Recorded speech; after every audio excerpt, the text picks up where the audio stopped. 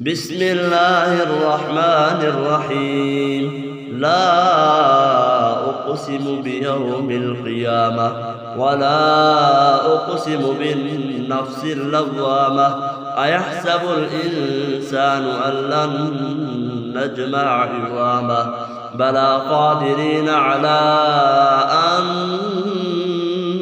نسوي بنانه بل يريد الإنسان ليفجر أمامه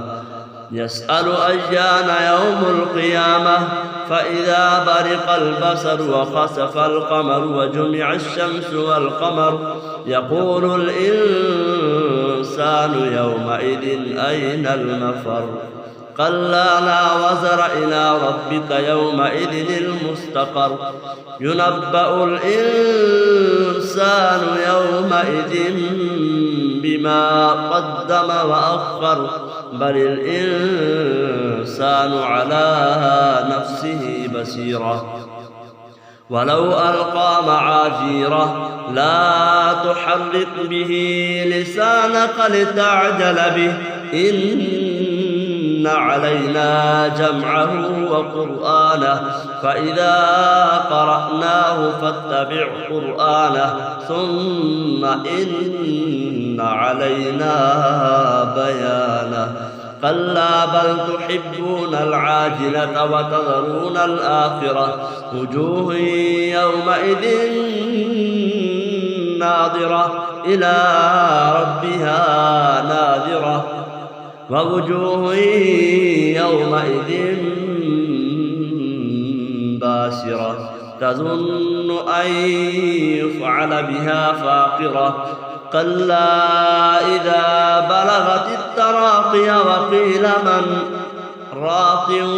وظن أنه الفراق والتفت الساق بالساق إلى ربك يومئذ المساق فلا صدق ولا صلى ولكن كذب وتولى ثم ذهب إلى أهله يتمطى أولى لك فأولى ثم أولى لك فأولى أيحسب الإنسان أن يترك سدى ألم يك نطفة من مني يمنى ثم كان علقة فخلق فسوى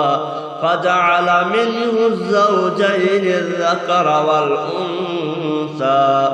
أليس ذلك بقادر على